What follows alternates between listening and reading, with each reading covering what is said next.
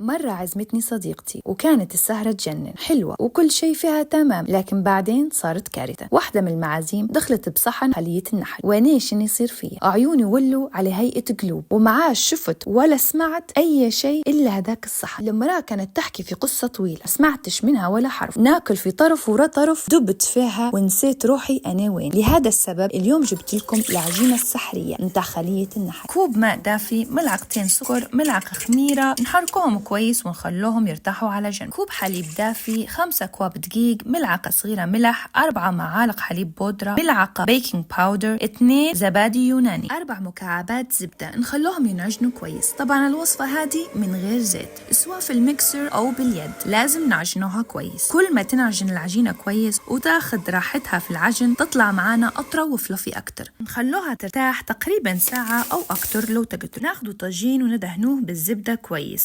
والعجينة نشكلوها إلى دوائر صغيرة ونحشوها بأي نوع جبنة أنتم تحبوا. شكلوها دوائر ونحطوها في طاجين ترتاح على الأقل نص ساعة أو أكتر. بعد ما اختمرت شوية ندهنوها بشوي حليب، بيضة وشوي فانيليا، حبة البركة وسمسم، ونحطوها في الفرن على درجة 180 تقريبا 20 دقيقة. بعد ما تطلع من الفرن نغطوها بحليب مكتف condensed milk وقرفة، ونغطوها بورق زبدة وفويل وخليها 10 دقايق على جنب. قولوا لي شنو الأكلة اللي تخليكم لا تسمعوا لا تشوفوا غيرها وهي بين يديكم؟